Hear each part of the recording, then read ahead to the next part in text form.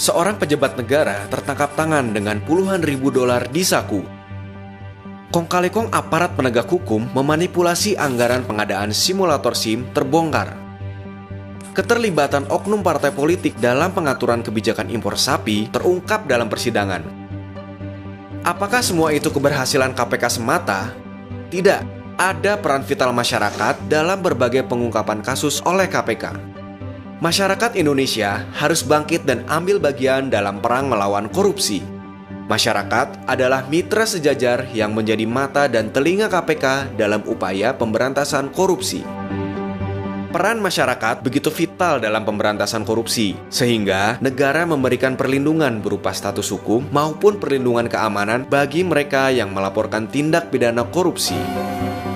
Peraturan Pemerintah Nomor 71 Tahun 2000 menyebutkan bahwa setiap orang, organisasi masyarakat, atau lembaga swadaya masyarakat berhak untuk mencari, memperoleh, dan memberikan informasi terkait dugaan tindak pidana korupsi. Mereka juga berhak untuk menyampaikan saran dan pendapatnya kepada KPK maupun penegak hukum lain. Korupsi begitu mudah ditemukan dalam keseharian masyarakat.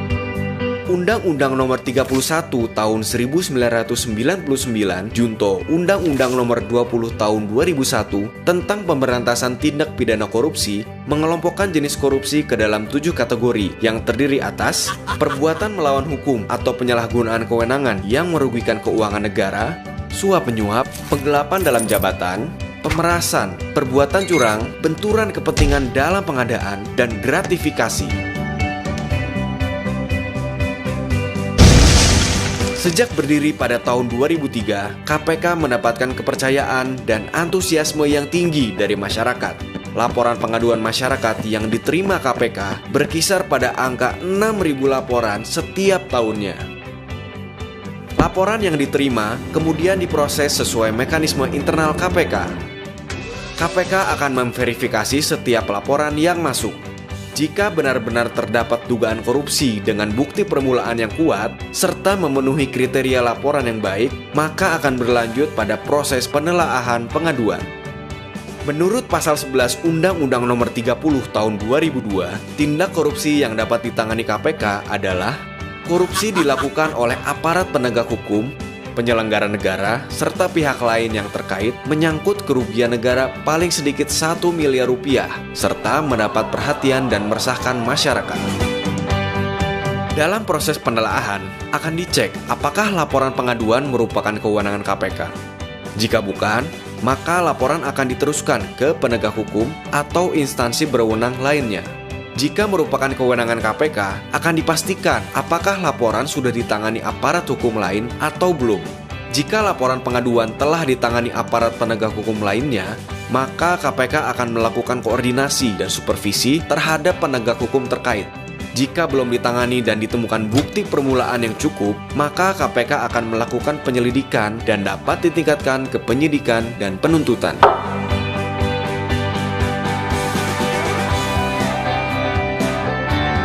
KPK akan memberikan feedback kepada pelapor dalam waktu 30 hari setelah laporan diterima.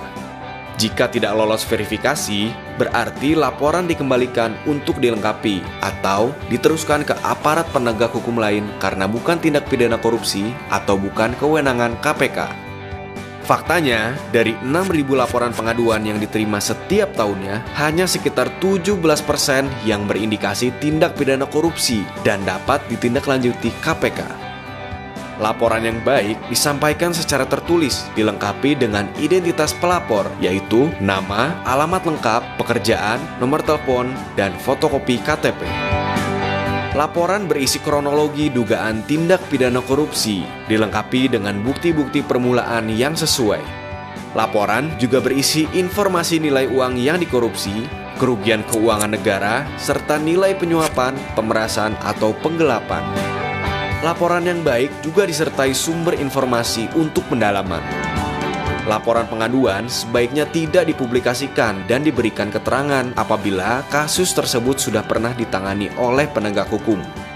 Bukti permulaan pendukung yang perlu disampaikan dalam laporan antara lain bukti transfer, cek, bukti penyetoran dan rekening koran bank, laporan hasil audit investigasi, dokumen dan atau rekaman terkait permintaan dana, kontrak, berita acara pemeriksaan dan bukti pembayaran, foto dokumentasi, surat disposisi perintah, bukti kepemilikan, dan identitas sumber informasi. Bukti permulaan yang tidak memenuhi kriteria, seperti potongan guntingan berita dari koran atau majalah, tidak cukup untuk dapat diproses oleh KPK. Bukti permulaan harus valid dan dapat dipertanggungjawabkan.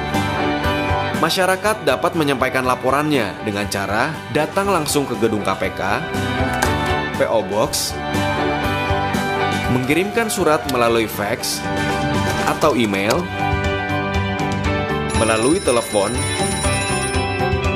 dan melalui SMS. Masyarakat juga bisa menyampaikan laporan dugaan tindak pidana korupsi secara online, yakni melalui KPK Whistleblower System atau KWS di www.kpk.go.id atau kws.kpk.go.id yang dikembangkan sejak tahun 2011. Melalui fasilitas ini, kerahasiaan pelapor dijamin. Masyarakat juga tidak perlu ragu untuk melaporkan dugaan korupsi yang dilakukan oleh atasan, rekan kerja, atau pihak lain yang dikenal. Sebab pelapor dapat menggunakan akun anonim dan berkomunikasi secara berkala dengan KPK. Pelapor juga dapat secara aktif memantau perkembangan laporan yang disampaikan. Dengan memberikan laporan dugaan korupsi yang valid, berarti kita telah melakukan langkah konkret dalam upaya pemberantasan korupsi.